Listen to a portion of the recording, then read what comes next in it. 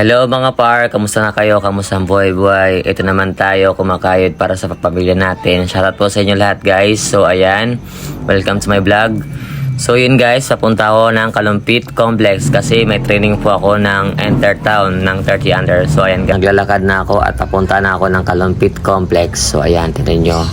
So shoutout din po sa mga tropa ko na nagsuporta sa akin, yung mga players ko. Maraming salamat po sa inyo lahat guys. So guys, eri na po yung Kalumpit Sports Complex kung saan din dyan din ako nag-iinsayo minsan pag tuwing maga. So shoutout kay Soro Talampas, ang pogi ng Kalumpit. Ayan guys.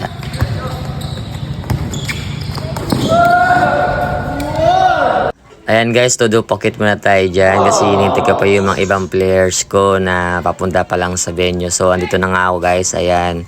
So guys, andito na yung mga players ng Team Kalumpit. So paparating na yung iba. So shoutout din sa inyo mga kuya. Tsaka kay Alden ng Kalumpit. Bernal! Ayan guys, so galing pala sila sa Dayo. Ayan, cash out daw, sabi ni Romel Vicente. Ayan, panitawa kasi Paldo Ones pala. Ay, Warren! Thank you! Shoutout din ako kay Coach Anthony, ang kasama ko sa coach staff ng Team Kalumpit. So ayan guys, dumating na yung players namin. Ayan si Angelo Victoria, ang pogi ng Northville 9, naka-ninja pa.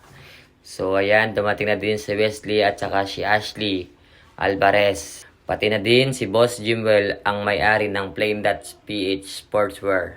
Ayan guys, si Boss Jim. So ayan guys, wala nang paligo-ligo pa. Nag-start na kami mag-stretching. So ayan yung mga players guys, sila Kent Montalvo.